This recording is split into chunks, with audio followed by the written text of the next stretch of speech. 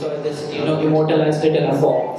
So this poem, I've never written this poem is how I lost love to a disease. I've never written about her before, and this is the first time, so bear with me if I stop. And this poem is titled Fact Check. A friend called me a fuckboy recently. I wouldn't mind generally, but fuckboy, as defined on the www dot, made me believe that I deserve the tag because I make girls believe I am so in love with them and have sex and disappear. And that hurt. I will not deny I don't get a lot of action for a 20-year-old, but hey, it was mutual consent. Fact check.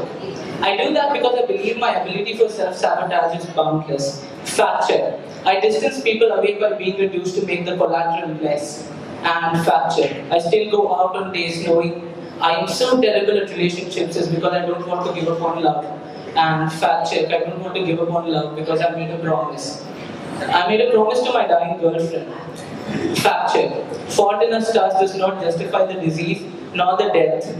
To watch the light of my life disappear and get faded through the Skype call while I was fidgeting with the brightness control, to have felt everything between 1,783 miles of rating us, but that was hard.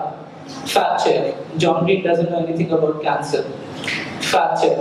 During the final days, she said she regretted of not sticking on to have more sex and apologized for making me sound like a sex addict.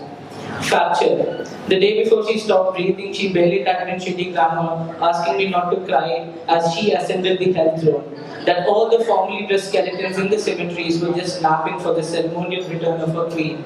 She says so, I don't want you moping around and if and when I'm gone, in that scenario, date again. Fact check.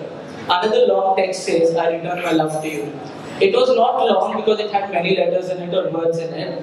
Because it was long because it's been a long time since I've met her. It was long because it's been a long time since she's suffering from it. It was long because there was a long list of memories to return. And love wouldn't just summarize those memories.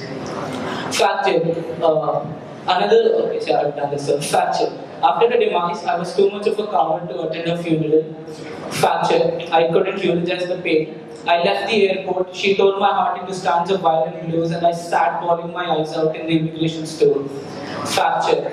I was only 17, barely legal to vote or run for president, but I ran that whiskey down the throat. Nonetheless, and then I found you. And fact check. For the first time in my life, I was not searching for my dead love. Because you made me want more of you than I lost ever could. Fact check. For the first time, I felt guilty for not loving her as much as I love you. Fact check. I know I acted desperate and clingy, but once again, I don't mean to be deserted or desert the one I love. Fact check. I thought how I was toxic and how I could not desecrate your quill with my import of poison. And like Ed said, I promise not to take it personal if you're moving on with someone new. Fact check. Thank you for listening to all my crappy singing. Fact check. I really did connect with you better than our video call, and I hope I was not so disappointing. Fact check. I still love you, but maybe I'll only truly know it if I let you go. And all those love songs are giving me the wrong pep talk. Fact check. I never promised a forever, but a happily ever after, till our forever lasts. Fact check. Here I stand and I apologize for not being adequate to that promise. Maybe you were ready for the next step, but you needed time to breathe it all in. I knew it. You're just concerned how your flowers will stay watered by someone you're just getting to know. When you are quiet, you were giving your heart a rest from the world, not me. You were a masterpiece without a desire to be placed on walls, and you dared to do what humans pretend to be gods couldn't. And in those short 17 days, my day wouldn't start without you telling me good morning. And now I sleep. And insomnia walking dead like zombies whose hearts are asleep. I'm craving blood, I'm wreaking havoc. I have been stuck in a bad place, and I know I said I'd rather be in a bad dream than this reality. But then I need you to wake me from this nightmare. I need you to shake me till you wake me from this bad dream. And I need you to tell me good morning again.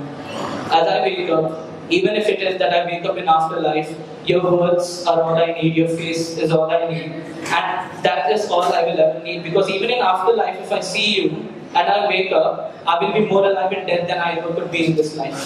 Thank you.